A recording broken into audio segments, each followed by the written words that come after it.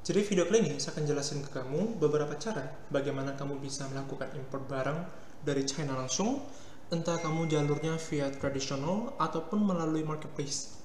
Dan beberapa hal yang mau aku bilang dulu adalah, kamu pasti tanya nih, kalau saya pribadi ini importer juga, apakah sejak saya melakukan import, itu perkembangan bisnis saya semakin lancar atau enggak? Jadi saya mau jelasin beberapa hal ya. Dan saya juga ada beberapa kenalan yang sebelumnya melakukan skala import besar-besaran, akhirnya boncos juga. Pertama, yang mau kasih tahu adalah, kalau melakukan pemesanan barang, itu kan langkah pertama dari memulai bisnis dagang ini. Pesan barang import itu tidak sulit. Sulitnya adalah apakah kamu bisa memastikan bahwa ketika kamu pesan barangnya, udah import, kamu bisa menjual barangnya atau enggak. Ada kenalan saya sebelumnya, mereka tuh pertama kali dalam bisnis dagang juga, lagi coba import. Dan kemudian dalam skala quantity yang bisa dibilang tuh sangat lumayan juga. Akhirnya sekali masuk, ternyata produk trennya udah hilang. Akhirnya produk yang mereka beli ataupun skala importnya banyak, mereka terpaksa jual cuci gudang, murah-murahan, keluarkan iklan, akhirnya boncos juga. Jadi kalian harus hati-hati ya. Kalian harus pastikan jika kalian bisa pesan barangnya, harus bisa terjual. Dan jualnya pun jangan sampai jual modal ataupun rugi. Itu sekilas tips buat kamu dulu pertama. Dan saya mau kasih tahu adalah untuk import kita bisa beberapa cara. Pertama adalah via jalur tradisional. Saya akan jelasin satu persatu ya. Dua ini lebih ke modern lah, via langsung dari e-commerce-nya. Yang Alibaba, AliExpress, 108, Taobao, dan lain-lainnya. Ketiga itu adalah forwarder per paket. Jadi kita bahas jalur tradisional ya.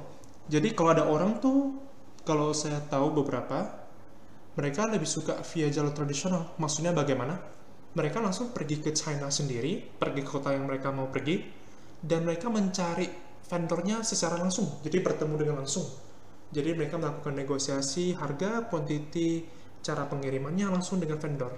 Jadi mereka membahasnya direct. Masing-masing ada keuntungan dan kekurangannya juga.